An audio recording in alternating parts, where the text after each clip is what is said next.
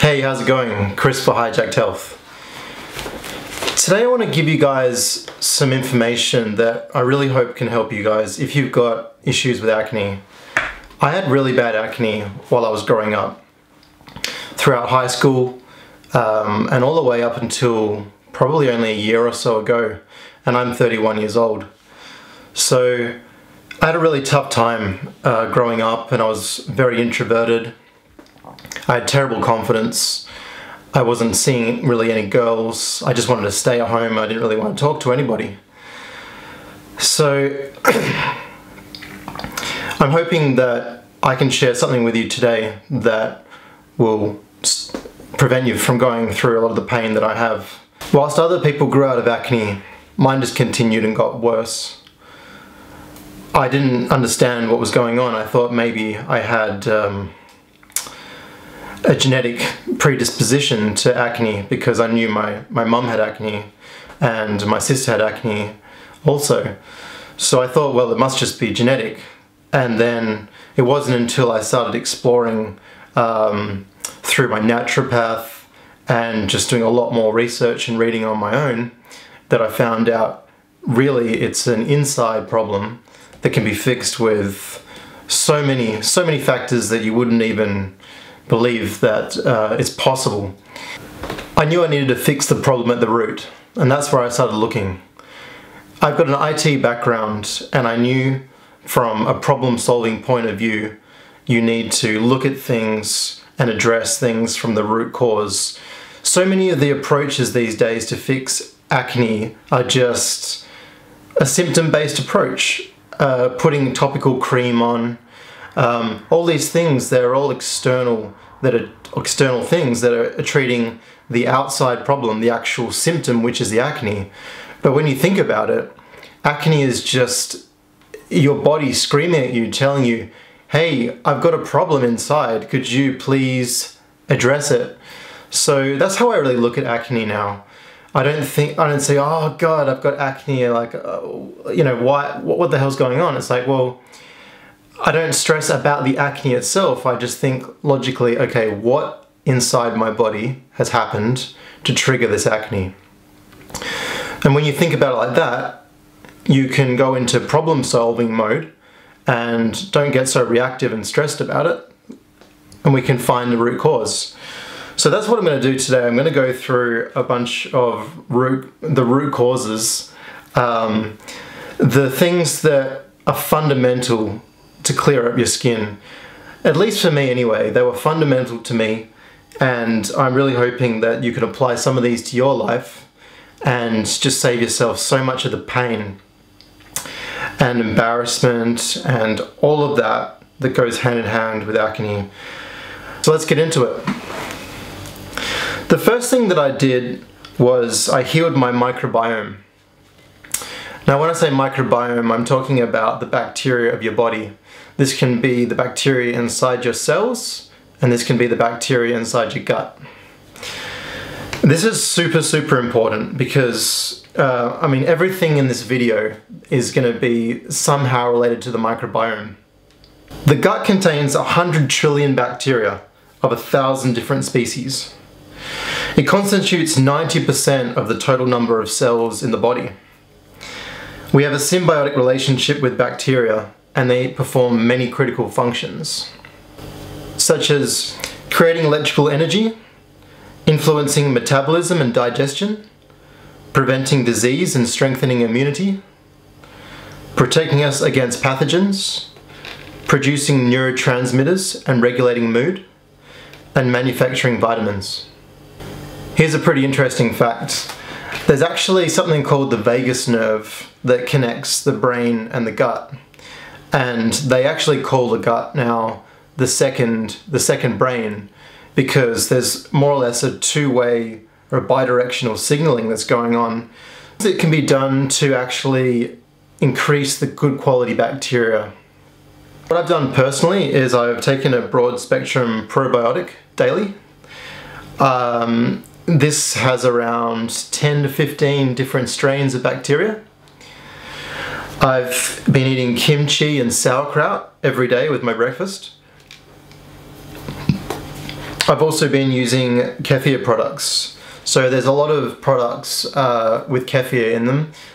Usually yogurts, you've got coconut yogurts, you've got usually fermented dairy drinks of some kind, but when you're lactose intolerant or you're not doing dairy, you can often get them in either coconut form, or you can get them actually in A2 dairy, which is your sheep and goat, and we can talk a little bit more about A2 dairy later on. I've also stopped using antibacterial products such as soaps and cleansers. It's important to have all of the bacteria on the skin because there is a lot of vitally healthy bacteria that lives on the skin, so we don't want to wipe that out. Stop taking antibiotics unless I've got a real reason to. They just have such a strong impact on the microbiome, and it could potentially cause you months of repairing that microbiome to get yourself back to where you were. So I'm just very, very careful about how I use my antibiotics. I've also switched to filtered water or natural spring water. I do this in bottles. I do this from where I usually stay in Bali, in Indonesia. I'm lucky enough to have access to a spring that's from a volcano, well, near a volcano. So potentially it's got some really good quality water that come from that particular aquifer. I try to avoid fluoride and chlorine water as well, because that's also neurotoxins that are going to affect the bacteria in your body. I also switched to a calcium carbonate / baking soda toothpaste. So again, that's fluoride free. I've decreased my non-organic foods with the bacteria harming chemicals, and I'm doing intermittent fasting. One really interesting thing that I found out recently was that people have been using a fecal transplant to actually improve the gut bacteria. So they've actually got studies where obese people have taken a fecal sample and had it implanted into their bowel, and it's repopulated the good quality bacteria in their microbiome very, very quickly. So this is a really good thing that we can consider if we do have to take antibiotics. We can potentially look at this fecal transplant as a way to get back on track very quickly. It does sound a little bit disgusting, I suppose, but there's some real strong evidence that it's going to be the way forward. The next thing that I did was increase my vitamin A intake. Vitamin A normalizes skin cells. It prevents follicle blockages and excess oil production from the sebaceous gland. Naturally high sources can be obtained from grass-fed butter, pasture-raised eggs, virgin cod liver oil, and grass-fed liver. Animal sources are called retinoids, and plant sources are called carotenoids. The orange and yellow vegetables provide only the precursor, carotenoids, which converts only a very small percentage, about 4 or 5%, to retinol, which is actually vitamin A. This means without animal fat, it's quite difficult to have optimal vitamin A levels. I personally use all of those, except I don't usually eat a lot of liver, but I do use the cod liver oil, the virgin cod liver oil. It does pack a good punch when it comes to vitamin A, vitamin D, and I believe possibly vitamin K. So I do use that very regularly. The other thing to consider is that you do have the option to supplement. I have a supplement or multivitamin called Nutrients, and inside that is a retinol palmitate, which is palm oil that's used to absorb the retinol. This is actually the principle on how Accutane works. You may have heard about Accutane. I've personally done Accutane 3 times or 3 courses over the last 10 years. So what Accutane does is it floods the body with vitamin A, a retinoid called isotretinoin. So the problem with isotretinoin is that the oral capsules are filled with a highly inflammatory trans fat, which is a combination of hydrogenized soy and vegetable oil. This is the reason why when you go to the dermatologist and you get your Accutane prescription, they'll ask you to get these regular blood tests done. And what you don't realize is that the reason why you're getting all these done is because you're consuming many tablets full of trans fat. So I personally don't understand it, because if they used coconut oil, which is a stable saturated fat, then there would never be an issue. Well, I mean, I'm saying that there wouldn't be an issue with the fat itself and having these LDLs that are skyrocketing in your body. There could potentially be a problem with having a large dose of vitamin A, far greater than what your body's designed to have. The next super important thing I believe that I've found for myself is getting a lot more vitamin D. Now, I get my vitamin D mostly from the sun, where everyone should in theory get their vitamin D, because that's going to be the best and most healthy way to get it. I understand that sometimes it is a little bit hard to get out in the sun, especially when you're working these hours during the day, and maybe you can only duck out for a short time into on your lunch break. But even if you can just get 20 minutes, or just get as much as you can, get your face exposed, take off your glasses, get your face exposed, get that light into your eyes as well. That's going to do a massive difference to the quality of your skin. Huge. I personally didn't get much sun. When I had really bad acne when I was growing up, I stayed indoors.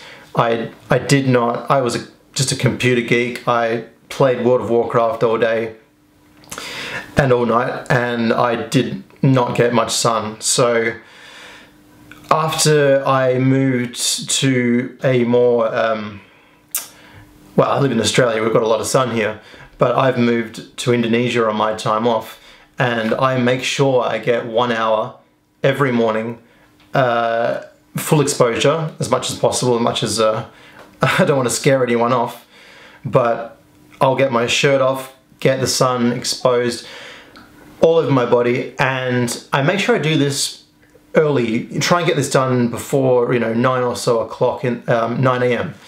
And the reason for this is that's when the UV is the lowest. So whilst UV is extremely important for your skin health, you don't want to overexpose yourself. You've got to treat it with respect. Treat it like anything else. Treat it like a drug. You've got to use it in moderation. Another great way to get vitamin D is, as I mentioned earlier, the virgin cod liver oil.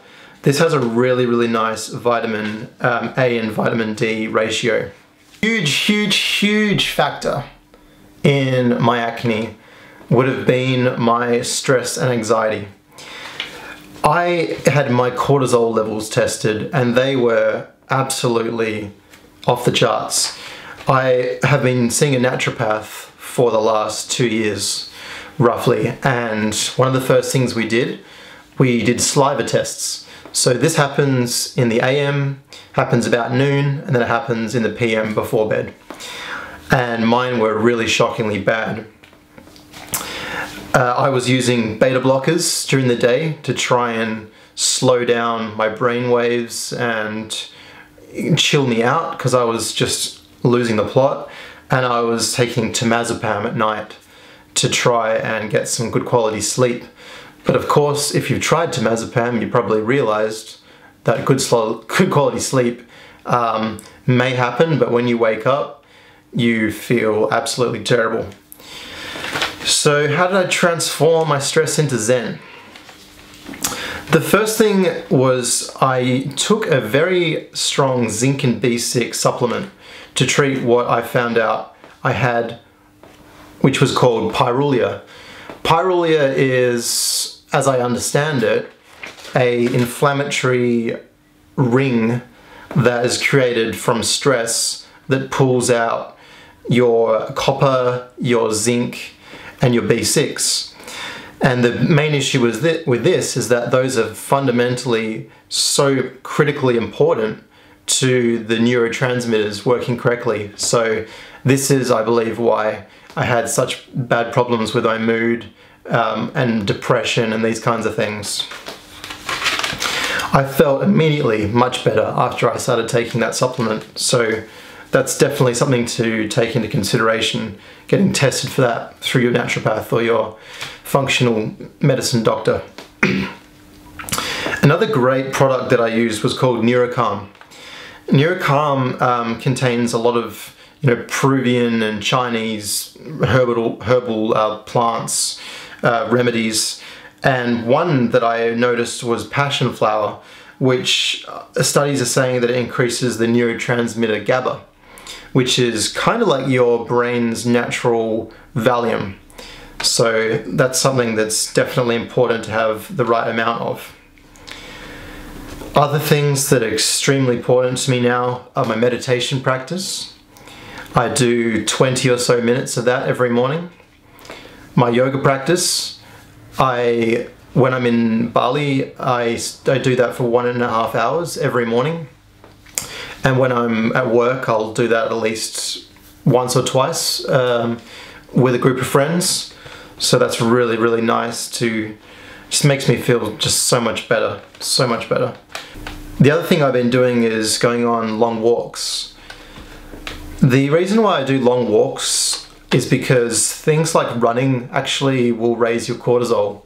So when you're trying to lower cortisol down, if you're someone that likes to do a lot of running, maybe you're also trying to get fit, so you're thinking, oh shit, I've got to run more, I've got to lose the weight and that at the same time. Just remember that you are going to increase your cortisol by doing that kind of strenuous exercise. There are things that you can do at the same time, which we can talk about another time, like your HIIT training, which you just do a high intensity training for 20 or so minutes, maybe only once a week, and that'll also give you that fat burning as well. But from a calming point of view, get in the long walks. Your body and your bacteria, your mitochondria, they just thrive on that kind of thing too. If you're someone that drinks a lot of coffee, whilst I'm a big fan of coffee for the health benefits, I'd consider reducing that whilst going through this process.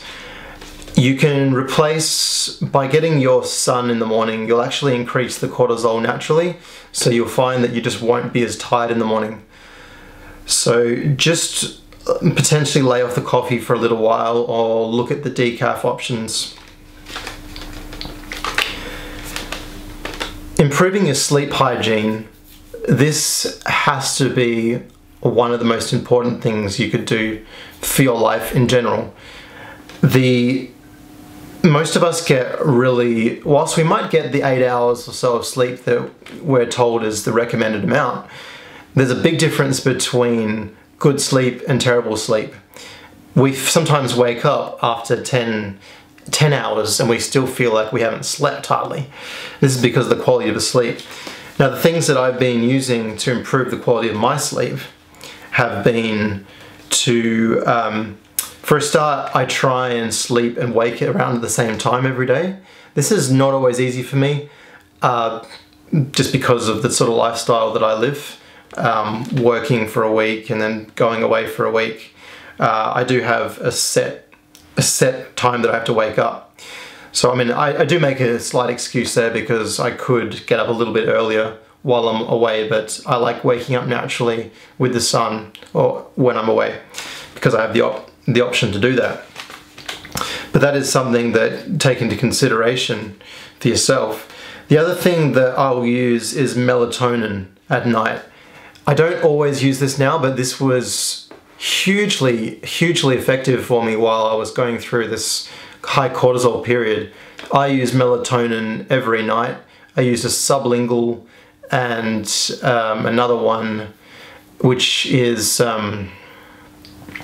I'll put down the links to the actual products that I used that were effective to me, and you can have a look at them yourself. But what that'll do is that'll raise your melatonin. And if you're not familiar with melatonin, what that is the hormone that's produced in the evening to allow you to get to sleep. So you've got this cortisol and this melatonin, and they will change throughout the day depending on the time of day. And this is all based on your circadian rhythm.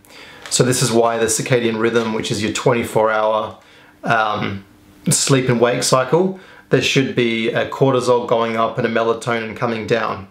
So what happens is that we're looking at these screens in the evening, we're on our phones, we're watching the television, and we're doing so under fluorescent low-cost lights, high energy-saving lights. And the problem with this is that all of these things, whilst they are highly energy efficient, are actually so much worse than they ever have been, because they've completely taken out the infrared light, which is the heat. And as you might realize, when you have lights that generate heat, it uses a lot more energy. And this makes the problem even worse, because at least before, when we had these globes and these lights that produced at least some of the spectrum of the infrared, we weren't in such a bad situation. But now it's even worse. So it's very important to do things that will reduce your exposure to light in the evening. And that's, if you've probably been wondering by now why I'm wearing these glasses, is because I'm under some fluorescent lights, and it's, 7 or so o'clock in the evening. So I need to be making sure that my melatonin production is going to be increasing, so I can get myself some good quality sleep tonight. So you can use things like these. These are called blue blocking glasses. You can buy these for $20 odd. You can get better quality ones. There's a new product that's just been released recently called True Dark glasses, and they are even better than these ones. They actually block 100% of all blue light. So I've actually ordered some, and I'm looking forward to getting those bad boys and trying those out. The other things you could look at for light, blocking the blue light, is something called Flux. F.lux is the way it's spelt. And what that'll do is that'll be installed on your computer, and as the sun starts to set, the light on your screen will actually change. And you might have noticed this happening now on your iPhone, because they've got this thing called night shift mode, and this is the same principle. So if you're not using your night shift mode on your iPhone, make sure you get it or turn it on. And actually, you should just turn it on all day, unless you're not, unless you're needing to see the colors for your work, or you're watching a movie or something like that and you need to see the colors. You could leave it on, which is going to be even better for you than having that artificial light, because frankly that light's not good for you any time of the day. You need to be getting the natural spectrum. The other things that I've been trying myself is putting orange cellophane over lights. I don't know if that is... It seems to work quite well. It makes me look like we're in a nocturnal cave or something. So, when you go to the zoo and you go to the bat cave or whatever, and it's all got the red lights, it's kind of like that. That's how my room looks all the time. So, and those Himalayan rock salt lamps are really good too. I've ordered some of those, so I'm looking forward to trying those out as well. Sleep potentially could be disrupted by the electromagnetic waves that are close by. So if you've got your phone next to your head, just turn that on to flight mode, because you don't want to risk there being extra electromagnetic waves that are coming off and affecting your body. I also use a ketogenic diet, which I'll talk a lot more about later. The reason why this helps with stress and the feeling of anxiety and things is just because of the blood sugar regulation. I find I felt a lot more calm. I actually have had this like real bad shaking all the time, and as soon as I switched to my ketogenic diet, that shaking, it just stopped. So I thought that was just, there was a physical sign that straight away it was something that was helping a lot. I also took more holidays. As I said, I travel twice, well, I didn't say this, but I do travel twice a month to Bali, and I spend a week there. So that's really helped me huge amounts just with my stress. I can understand that's not going to be feasible for most people, but what I would recommend is just at least taking more time out of your day just to being, honestly. Stop doing so much, you know, just take some time. Even if you can't actually go on a holiday, see if you can just take a really small trip on the weekend, go camping or something, just smell the air, get some sun, listen to the birds, have a nice campfire, and just relax. Just stop thinking about all of the stresses in your life. And finally, that leads me on to, you want to remove yourself from stressful situations and stressful people. This can be difficult, of course, because sometimes those stressful people could be your friends or family, and you don't want to look like a complete jerk. But honestly, it's so important that you look after yourself and you look after your health, and ultimately you're looking to clear up your skin. So if you're getting all of these stressful triggers all the time from your girlfriend or your boyfriend or your sister or whatever, then you're going to need to address this. You're going to need to talk to them about it. You're going to need to use some non-violent communication and just put an end to it. So let me talk about this ketogenic diet that I was talking about earlier. The ketogenic diet is mostly a plant-based diet where you use a lot of saturated fats and you heavily reduce the amount of carbohydrates you intake. The reason why this diet is so effective, that I believe, from my own personal experience, has been extremely effective. And not only has it been effective for my skin, it's also been hugely effective for my brain and for my inflammation. Because the reason I actually found out about the ketogenic diet in the first place was that I had a shoulder injury, and I just couldn't get rid of the pain. I just spent so many thousands of dollars on physiotherapists and deep tissue massage and acupuncture and all this kind of stuff. And it was actually the change of diet that within around 3 months, all of the pain went away, which was this inflammation problem that happened. And of course, acne is an inflammation problem. So let's talk about how to get rid of that inflammation now. The cell membrane walls will be replaced with omega-3 when you go into a ketogenic diet over time.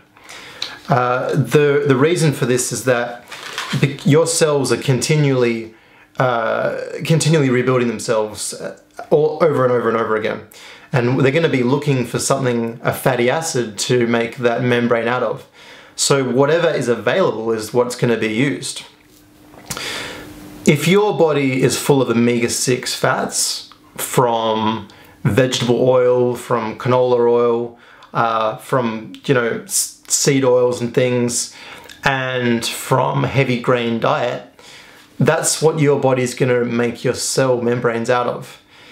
And this is actually inflammatory. This is going to be a problem. It's going to cause potential pain, and it's going to cause potential acne. The ratio for omega-6 to omega-3 is only supposed to be about 4 times the amount of omega-6 to omega-3, but because of the diets that we have, it's actually quite often around 30 times as much. So that's one reason why it's just so important to look at the types of foods that you're consuming.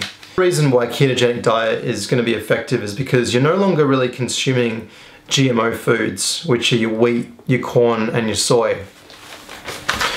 A few things about, in a nutshell, the thing about wheat is the leaky gut. So you might have heard about leaky gut because it's pretty common these days, talking about wheat, how devilish wheat is. The reason why wheat isn't good is because there's something in it called gliadin, which triggers a release of this protein called zonulin, which stretches out the windows in your intestinal tracts. So what will happen is that the feces that's supposed to be getting out, exiting your body, will start leaking into the bloodstream. So as you can imagine, that happening could be a result. It could result in acne for a start. The other problem is that MSG is something that runs rampant when you're eating your soys as well, your soy products. So not only is it GMO, this MSG problem is it's an excitotoxin. And what that means, excitotoxin means that the cell will potentially commit suicide on itself. So you need to really, if your cells are not functioning correctly and they're trying to go through apoptosis and kill themselves, if that's your like skin cells of your face, it doesn't sound good for acne. You'll also be eating a lot more organic foods, which aren't going to be full of your pesticides, your herbicides, and your fungicides. Roundup ready crops have been shown to alter liver, pancreatic, intestinal, and testicular tissues. And the glyphosate affects your microbiome. So glyphosate is what's in Roundup. You'll also get a reduction of blood glucose and insulin. The insulin has high insulin has a huge array of negative effects on the body, and one of those is the advanced glycation end products, which is the sugars attaching themselves to the cells, the skin cells, which causes your premature aging and other potential skin problems. You'll also get a release of the hormone IGF-1 from a high amount of insulin, which is going to stimulate skin tissue growth, sebum production, and it's going to cause the dead skin cells to stick together. You'll also get a reduction of inflammatory visceral fat. Visceral fat is the fat that's going to be surrounding your organs. So I personally had quite a lot of visceral fat, considering I'm quite skinny, as you can see. I actually have an uncanny amount of visceral fat, probably from all the beer and whatnot that I was, consuming before. So the problem with the visceral fat is that it produces these things called cytokines, and it also produces hormones and growth factors. Thoughts about this diet is that it's really been nothing but positive for me, and if you haven't tried the ketogenic diet, then consider giving it a go. I can very quickly give you two names you can look up. One is called the Banting Diet by Tim Noakes, and the other one is called the Bulletproof Diet from Dave Asprey. So I don't really subscribe to any one. I just use the food lists from both of these companies.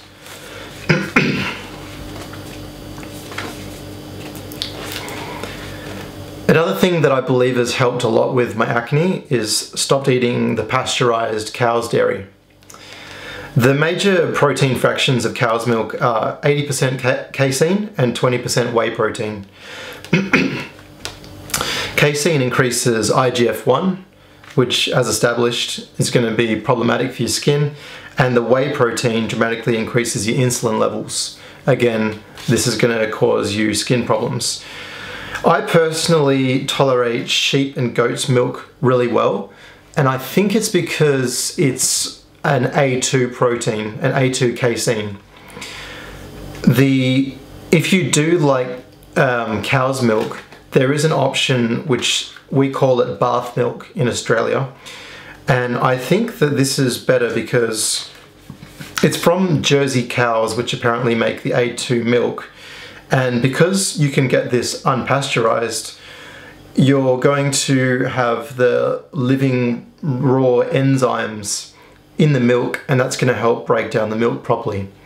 And from my understanding, that's one of the major issues about milk that's been pasteurized, is that it kills the enzymes required to properly break down and deal with that milk, or those proteins.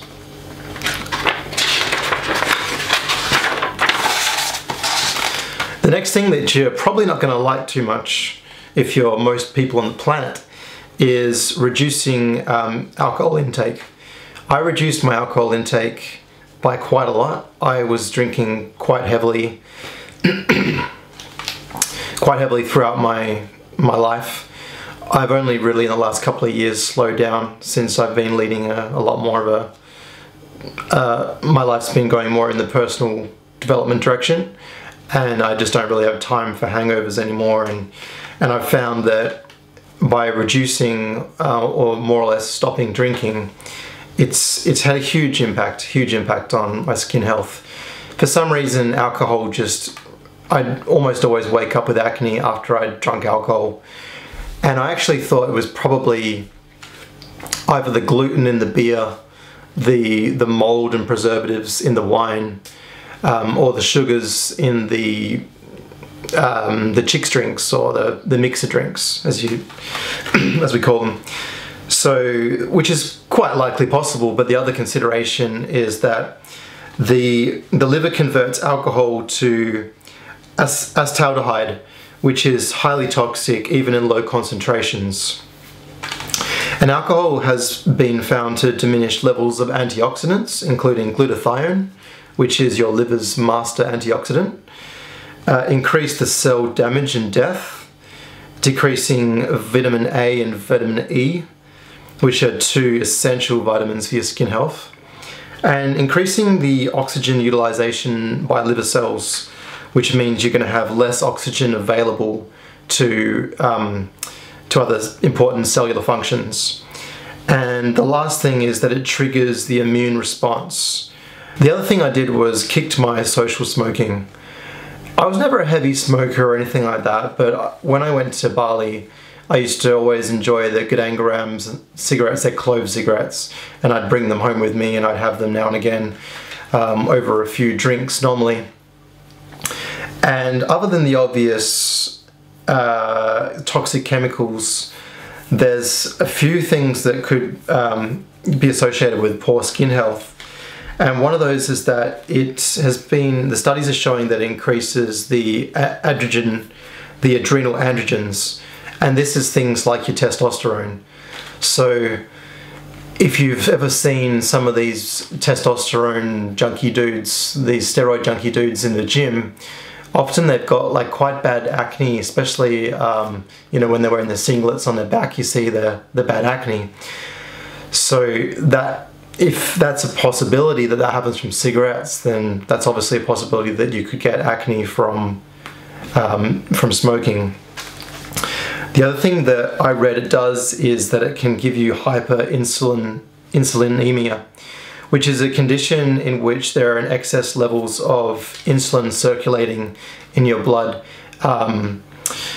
relative to glucose. So again, high insulin is going to be a problem potentially for your acne, so look out for that.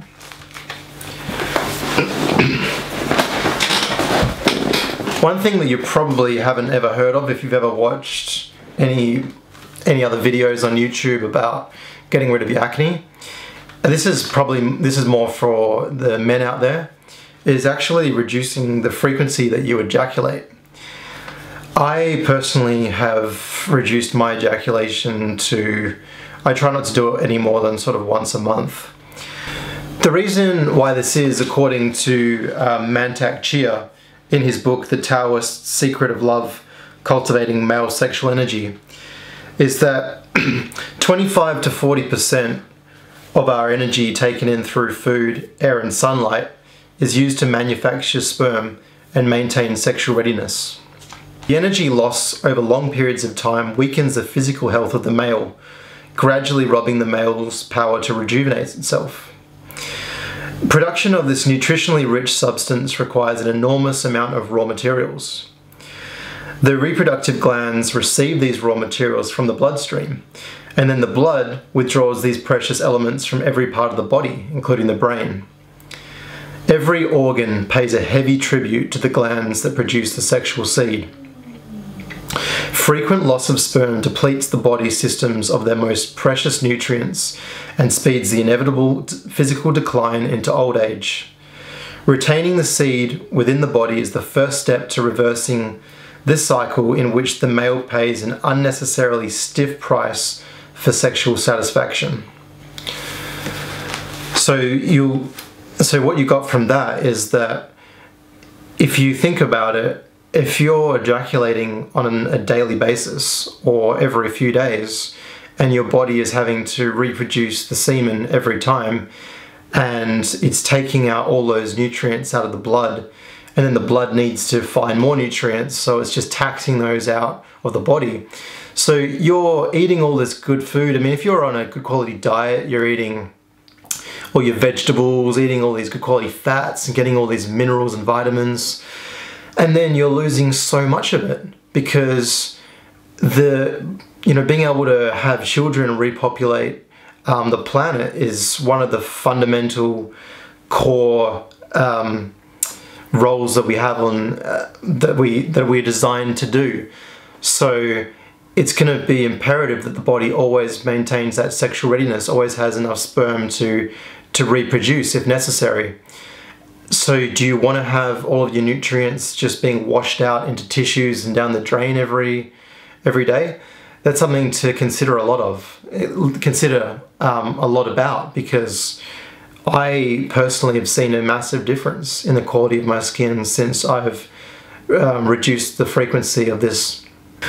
One thing that I don't know whether it's actually stopped me getting acne, but it's certainly something that I do that has helped from what I can tell, and that is using an electric razor.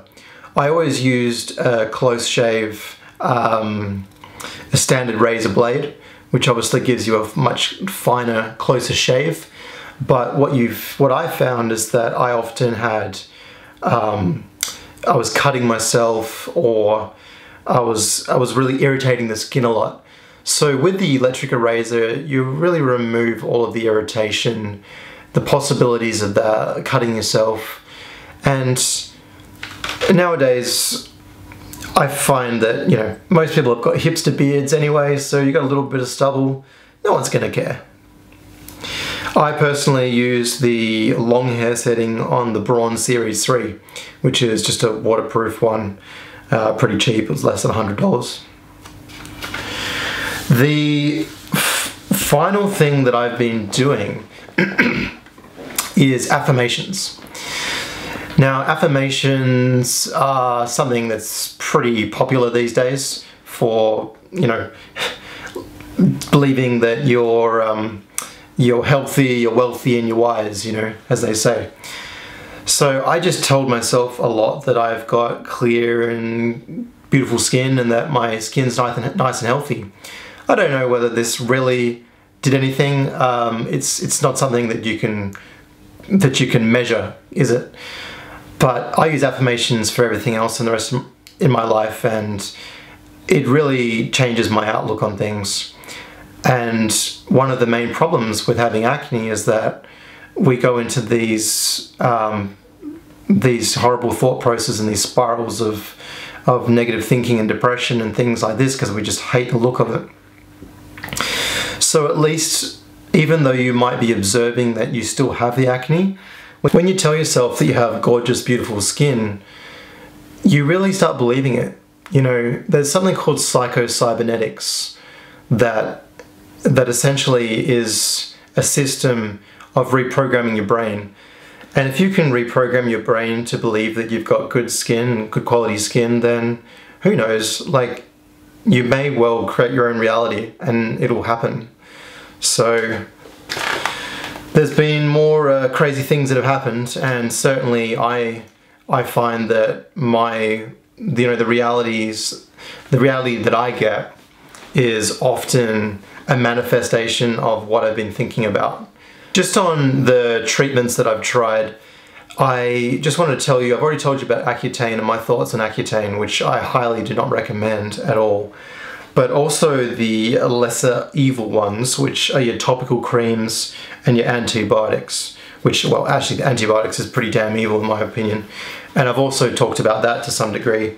So with topical creams, I've used Clearasil, Clean and Clear, and Benzac AC, which active ingredient is benzoyl peroxide. I then moved on to Epiduo, which is benzoyl peroxide and adapalene. As I said before, acne is really an inside problem. So when you're thinking about using these topical creams, think again, because you might get rid of some of the symptoms. You might be able to get rid of that ugly red spot that you're terrified about showing to the public.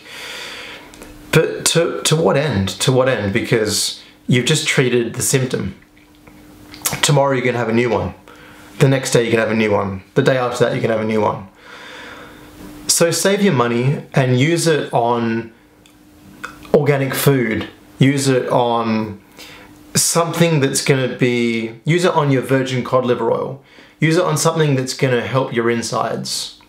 Don't waste it. Don't give it to the pharmaceutical companies. Don't give it to, you know, these guys that really don't give two fucks about your health, where you've got acne or not. As long as you're in that store buying that nasty fucking cream, that's all they care about. As long as you're helping their share price go up, that's all they care about. So consider where you could relocate that money into something that's actually going to work and address the problem at its root. The other one I'll just touch on lightly was the antibiotics. So I've already said that it'll destroy your microbiome. And not only will it destroy your microbiome, my personal experience with it is that I actually I was hospitalized. I was hospitalized for a week with jaundice. After taking minocycline, which is just one of these antibiotics, you know, it's a low-level antibiotic, it's not going to do any harm. The doctor will prescribe that to you.